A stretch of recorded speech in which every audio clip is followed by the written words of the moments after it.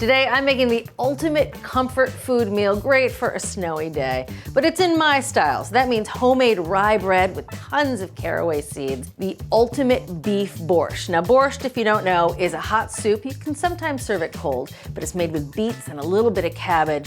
But this is the best borscht in the world. And I'm gonna serve it all with some marinated feta, which really brings the whole meal alive. So let's get started with the bread. Here I have the bread dough that I already made. Now, I love this recipe because it's hands-off. It doesn't require a mixer. You just mix the dough together using a spoon. The thing is, you really gotta measure the ingredients. This is one of those no-knead breads, although you do knead it a few times. So you wanna weigh the flour. So to make this, I had 10 ounces of all-purpose flour, 5.5 ounces of rye flour, 2 tablespoons of fresh caraway seeds, 1.5 teaspoons of salt, and 1/4 teaspoon of yeast. Whisk that together. And for the liquids, 7 ounces of water, 3 ounces of beer. And you want to use a light colored beer, so like a lager. Stay away from stouts or IPAs. And a little bit of white vinegar, just a tablespoon. Whisk it all together and you let that dough hang out on the counter for at least 8 hours, up to 18 hours. And this is what it looks like. That long rising time means you develop gluten and you develop a great flavor. Now to shape this into the dough, you want to lightly flour a counter with some flour. We're going to pull the dough out. Oh, you can see it's sticky, it smells yeasty, and you can smell all that rye. We're going to give it a quick knead. Now I said this is mostly a no-knead dough. I think the bread recipe is actually called almost no-knead, but you do want to knead it about 10-15 times right here just to give it a little shape. Also, it's really easy to whisk together at night, and then especially if you know you're gonna have a snowstorm, and in the morning, you can bake the bread while the snow plows are out, then you have warm bread for lunch or dinner. That's pretty good. Now to shape it, very simple. We're just gonna pull the edges up like that. I'm gonna spin it so the edges are all facing down. You can see how it's standing up a little bit. It's a little more pert. What you're doing is you're actually stretching the outside of the dough to make it nice and taut. And there it is, the cutest little loaf you've ever seen. Now to let it proof, I have a piece of parchment paper here. I'm just gonna spray it with some vegetable oil spray. And I'm gonna put this in the center of the parchment. We're actually gonna bake this loaf in a nice big Dutch oven. And the Dutch oven acts as a proofing box, and it also acts as sort of a baking stone because it's cast iron. It'll get a really nice crust on that bread. So using this parchment paper makes it easy to move the loaf around. I'm gonna drop it right into the Dutch oven. And we're gonna cover it with plastic wrap. I like reusing the plastic wrap if I can. And we're gonna let this go for 2 hours on the counter. And in that time, the loaf will grow. It almost doubles in size. And when you push on it, it won't spring back. So if I push on it now, see how it springs right back? That's because we just tightened all that gluten. But as you let it sit and relax, that gluten relaxes. So when you press it, it won't spring back as readily. All right, let's set this aside while we make the marinated feta. Now, for this marinated feta, I don't know if you've ever seen marinated feta at the supermarket. There's one brand in particular. It's a goat's feta. It is out of this world, sold in these little jars with oil and some herbs, and it's delicious. And I've started to try to make my own just to replicate it because the stuff's pretty expensive. And also, I don't love the oil they use. It doesn't have a lot of flavor. So this is what I came up with. So here I have a nice pot, and I have a cup of good olive oil. Olive oil goes right into the pot. We're gonna make a flavorful oil. Then we're gonna let the feta sit in that warm oil and absorb all the flavors. All right, set that aside here. Into the pot goes a shallot. I'm gonna slice the shallot nice and thin. Oh, and the shallots, when they sit in that oil, taste so good. This almost could be dinner on its own. This and a nice bottle of wine and a good loaf of bread. Oh, delicious. All right, shallots into the oil. Next up, a little oregano. Only need about a tablespoon. And this is a place where you can really vary the flavors as you want to. Thyme is lovely here. Sage, rosemary, savory, so many options. If you have some unusual herbs that you grow, this is an ideal place to use them. All right, obviously I washed this. Gonna give it a quick chop. All right, into the oil it goes. Now for a little bit of fresh lemon. Gonna add some lemon zest, about a teaspoon. There we go. Now for just a little bit of heat, I'm gonna add a few red pepper flakes, as much or as little as you want. that looks good for me. Onto the stove this goes. Gonna put it over low heat and let that cook until the oil is very aromatic and those shallots have softened. In the meantime, let's talk about feta. Now, as I mentioned, the feta that I love that you buy at the store, it's a goat's feta. But this is just cow feta, but it's French and it's creamy. And investing in a good feta here is important. But you also want to make sure it's firm enough that you can cut it into pieces. So, cutting it into squares, and those squares sit in that oil, and then when you eat it, you can pick up a square and mush it onto your bread. It is amazing. Nice big pieces. Some of the pieces of feta break off, and at the end you're left with this oil with all those shallots and the little pieces of feta, and it makes an amazing vinaigrette. So it's kind of a twofer. This is 8 ounces of feta that I got from my local cheese shop over in Wellesley, Massachusetts. It's like a 3 or 4 generation cheese shop. And they have long lines out the door, and especially around holidays, but you walk in and they treat you like you're the only one in the store, and it's just cheese everywhere, and they let you sample it. It's amazing, and that's where this is from. Let's check on that oil. Oh, it smells good. All right, now this is the trick. Into the hot oil, I'm putting the feta, but we're not gonna cook this anymore. We're just gonna let that feta steep in that flavorful oil. All the little bits. Just want to gently stir it around, make sure all that feta is submerged. Oh, this is actually something great to bring to someone's house on the holidays because it is just so delicious and it's homemade and it's easy. We're gonna put the lid on it, let it hang out at room temperature about an hour and a half until it's cooled down and that feta has absorbed some of that oil. And again, that bread's rising, and when we come back, we can put the bread in the oven and jar up the feta. Are you ready to take your cooking to the next level? Introducing the complete America's Test Kitchen TV show cookbook. Featuring every recipe from every episode of America's Test Kitchen. That's thousands of recipes. That texture is unbelievable. Reviews, gadgets you didn't know you needed. and tips. Yes, there's some terrible choices, but there are also some amazing choices. We've spilled all of our secrets and included our insider notes alongside each recipe. Plus, there's a handy shopping guide so you know exactly what to grab when you're at the store. And of course, it makes an excellent gift. Get your copy today at americastestkitchen.com. All right, this dough has been rising for 2 hours. Oh, it's a beauty. You can see it's doubled in size. And you can see when I poke it, it's very slow to bounce back, and that's good. That means that gluten's good and relaxed. Now, time to put it in the oven. And this is the fun part. This is where you get to put some sort of design on the top. You can carve your initials if you want to. The recipe tells you just to make 1 6-inch slit down the center, which is fine, but that's hardly very pretty. So this is what I'm gonna do. I'm gonna sprinkle it with a little bit of flour. Again, this is just for looks. Now, using a sharp knife, this is actually, we used to call it a lame. That's what I was told how to pronounce it. It's specifically for baking bread, and it's very sharp and it cuts through the dough. So I'm gonna do 1 slit right down the center, and you want that slit to be about 1/2 inch deep. And then we're gonna go through the other way. And this not only looks pretty, but it actually helps the bread expand in the oven so you get a nice tender crumb. Let's make sure this is slit all the way through the way I want. I'm gonna do some little decorative slits on the side. One time I saw a loaf that someone carved "Eat Me" in it. I thought that was funny.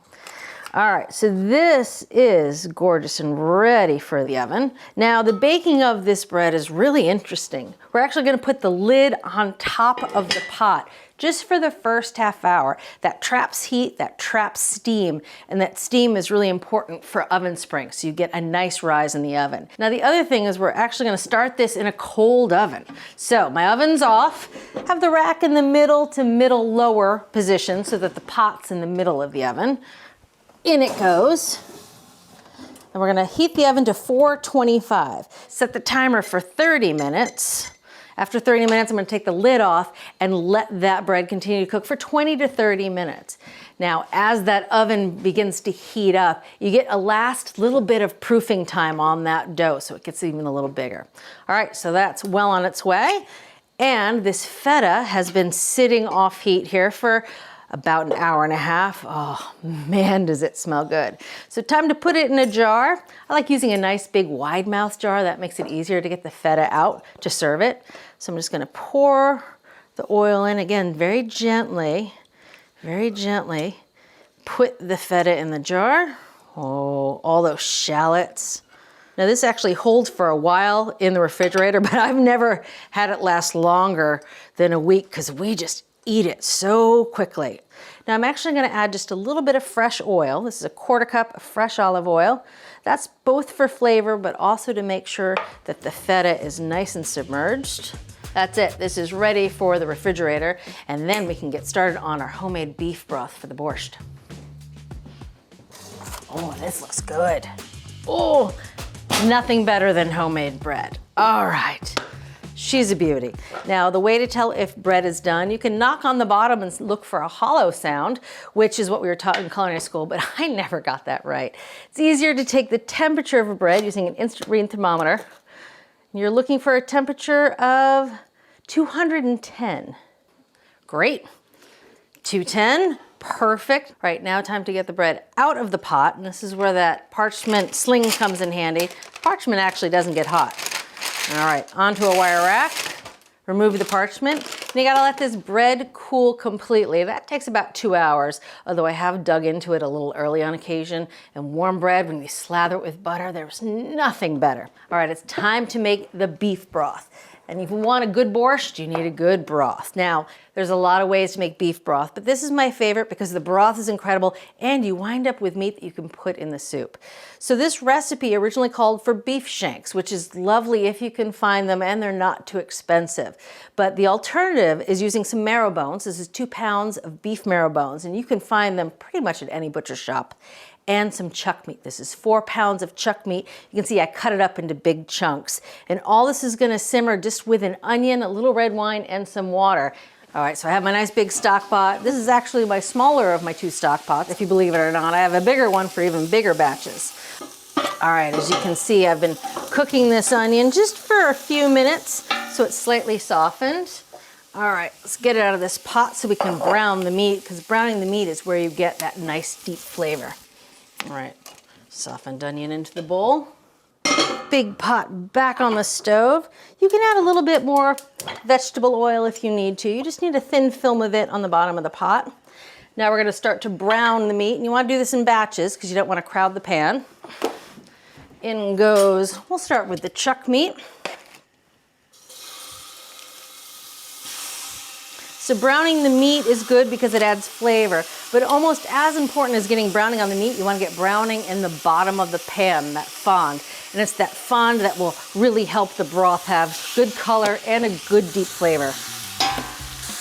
So you want to take your time here, brown the meat on all sides. It takes a few minutes. All right, this beef has been browning. You can see it's nice and browned on most all of the sides, and that's what you're looking for. Get all this beef out of the pot, and you can see we're developing a really nice thick fond on the bottom of the pot. Hi, Ziggy. You smell beef, huh, buds? Oh, beef bones are his favorite.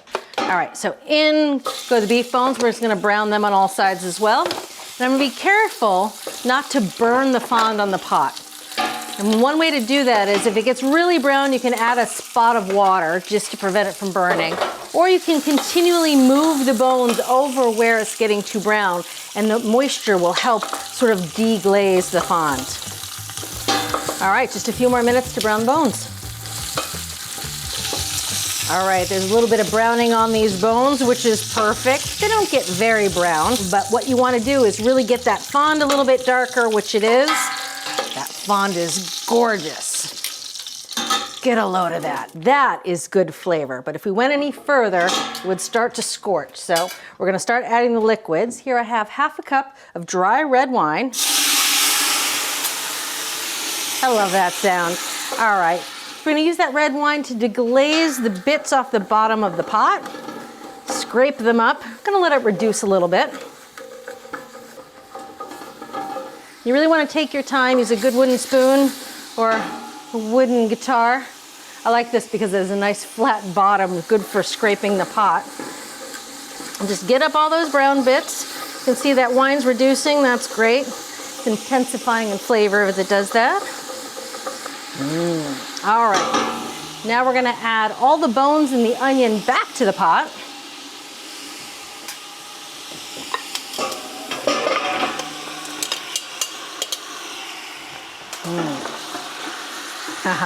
Now the key to this broth is not only the combination of bones and beef, but it's also to add the lid. We're gonna turn the heat down and let this cook without any additional liquid for 20 minutes. Let all that moisture and juices come out of the onions and the beef. And then after 20 minutes, we're gonna add the water. Bones have been sweating for about 20 minutes. Oh, and they've released a lot of lovely beef juice into the bottom of the pot. So it's time to add the rest of the ingredients. We're gonna add 2 bay leaves, a little bit of salt, just half a teaspoon of table salt, and the water. Now, the cool thing about this recipe is it uses boiling water, just speeds up the cooking time. You wanna add 2 quarts of boiling water. I'm adding it right from the tea kettle. All right, want to bring this back to a boil, which happens pretty quickly because everything's nice and hot. There it is. She's already boiling. All right, gonna reduce it to low, put the cover on. We're gonna let this simmer 1.5 to 2 hours until the broth is nice and rich and the meat is tender. At Cooks Illustrated, we're food nerds. That's why every recipe we develop involves research, cooking science, and rigorous testing by our team of expert test cooks. Only the highest rated recipes earn a place in our award-winning magazine. Every issue features our latest recipes and discoveries, cooking tips, and equipment and ingredient reviews. Our step-by-step photos and hand-drawn illustrations show you exactly how to succeed. So, are you ready to become the best cook you know? Subscribe to Cooks Illustrated magazine at cooksillustrated.com today. All right, time to make the best borscht in the world. So here's that beef broth. I had simmered it for about 2 hours. Then I strained it, got rid of the beef bones, and shredded up the meat. So here's the strained, defatted broth. Set this aside. And here's some of that shredded meat. Those pieces of chuck turned so tender, you can shred it right up. There's actually more beef left over from the broth that you can use in all sorts of things, especially good in burritos. All right, so for the borscht, little bit of prep. We're gonna use a little bit of red cabbage. You can use green or red cabbage, but sticking with the color of the beets, I like to use red cabbage. This is 1/4 of one of the biggest heads of cabbage I've ever seen. This recipe calls for half of a small. Either way, you're looking for about 5 cups of shredded cabbage. So let me cut it down into more manageable size. And one way to shred cabbage, this is good for coleslaw too, is you take apart the leaves and then you can flatten them on the board and it just makes it a bit easier to slice through.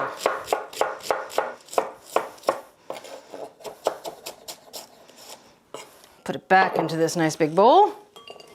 Now for the beets. Now I've gone ahead and peeled these and cut them into pieces that'll fit nicely in the food processor because we're gonna shred them. And I do not shred these by hand because if I did, there'd be splatters of red beet juice everywhere that would never get out of my kitchen. So here I have a food processor fitted with the shredding disc. And I'm gonna use tongs to put the beets into the feed tube. I'm still gonna wind up with beet juice everywhere, but I'm trying to do my best to mitigate the mess. All right. There we go. All right, last 2 beets here. So that's 1 3/4 pounds of beets total. All right, now I'm gonna leave the shredded beets right in that container. Push this aside. So time to start making the soup in my favorite pot, which you might recognize from making the bread. Same pot, this pot can do anything. I've already started to saute an onion and 2 carrots that I cut into fine pieces, just in a tablespoon of butter. You just want them to get softened but not browned. That's a good start. In goes some garlic. Gonna add 2 cloves of garlic. Use my handy press right into the pot.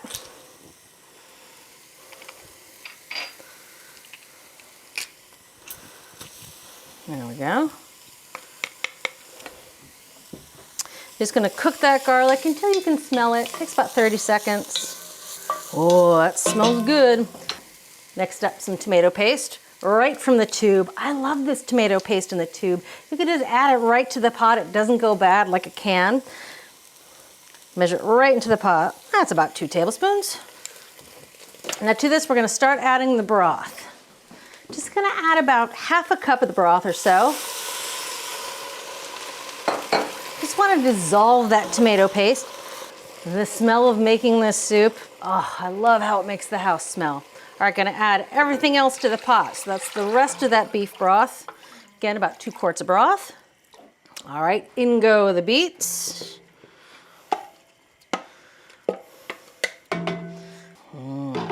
Next up, the cabbage. The pot gets pretty full. All right, just a few more ingredients. We're gonna add a little bit of sugar. Now this is where I stray from the recipe ever so slightly. The recipe actually calls for 4 tablespoons of sugar, but I like 2. I like things a little less sweet. So in goes the sugar, a little bit of salt, 2 teaspoons of table salt. We're gonna add a bay leaf and a little bit of red wine vinegar, about 1/4 cup. We can add the rest of the vinegar just before serving if it needs it. All right, it's all in the pot now. Just gonna bring this up to a boil, then reduce to a simmer. Let it cook until the vegetables are tender. It takes 40 to 45 minutes. And the last ingredient we're gonna cook separately, and that's the potatoes. So here I have some of the cutest little red potatoes. These are the little guys. 12 ounces of potatoes is all you need. We're gonna cook them on their own. That way they'll cook through nice and evenly. Just some water and a little salt. And then when they're nice and tender, we'll let them cool and cut them up into pieces, perfect for soup. So a little bit of salt, about a teaspoon. Cover them with water and simmer them on the stove.